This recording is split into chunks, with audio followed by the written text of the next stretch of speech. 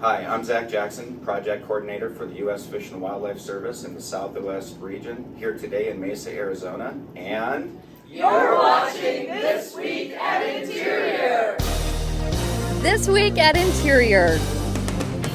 This week, Secretary Haaland traveled to Arizona to highlight how President Biden's Investing in America agenda is strengthening Indian country through historic investments in electrification and upgraded water sanitation systems.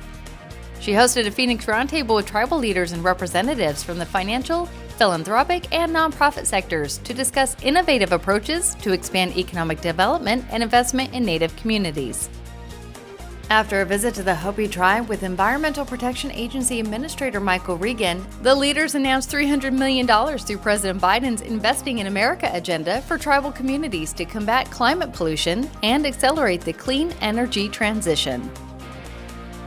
Secretary Haaland also joined conservation partners in Mesa, Arizona, where she announced that, after more than 5 decades of recovery efforts by federal, state, and tribal partners, and with $5.1 million from President Biden's Investing in America agenda, the Apache trout is being removed from the federal list of endangered and threatened wildlife.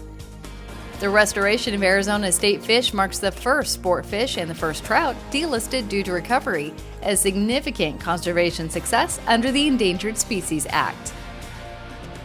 Acting Deputy Secretary Laura Daniel Davis and Bureau of Ocean Energy Management Director Elizabeth Klein announced this week that the nation's 10th commercial-scale offshore wind energy project was approved under Secretary Haaland's leadership.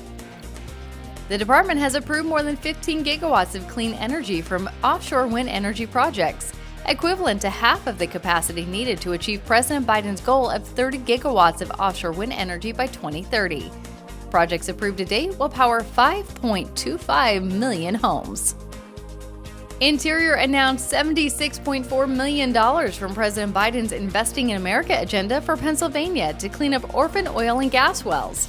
Thanks to this historic funding, the Commonwealth expects to be able to plug approximately 550 orphan oil and gas wells over the next 5 years. These investments to address hazardous sites will help create good-paying union jobs, catalyze economic growth and revitalization, and reduce environmental and public health impacts from harmful methane leaks. Interior has taken a significant step to ensure the integrity of the new science that underpins every decision at the department.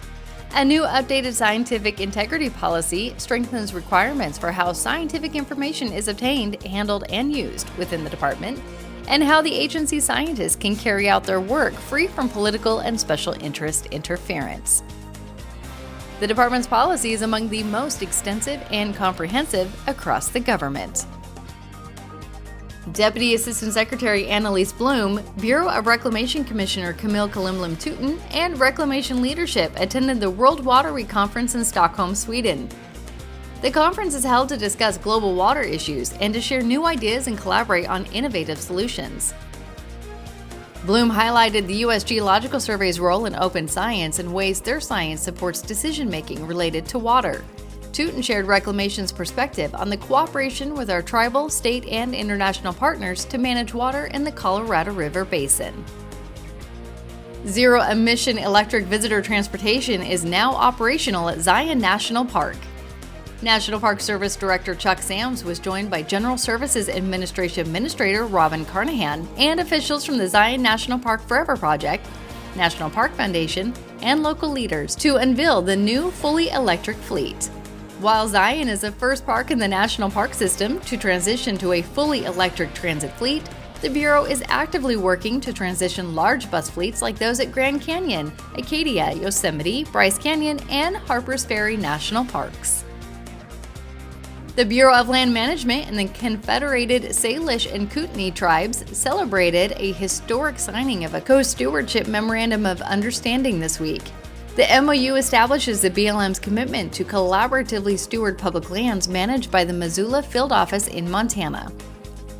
The agreement is part of the department's focus on tribal co-stewardship, emphasizing the importance of Indigenous knowledge and values in the management of public lands. And our social media picture of the week.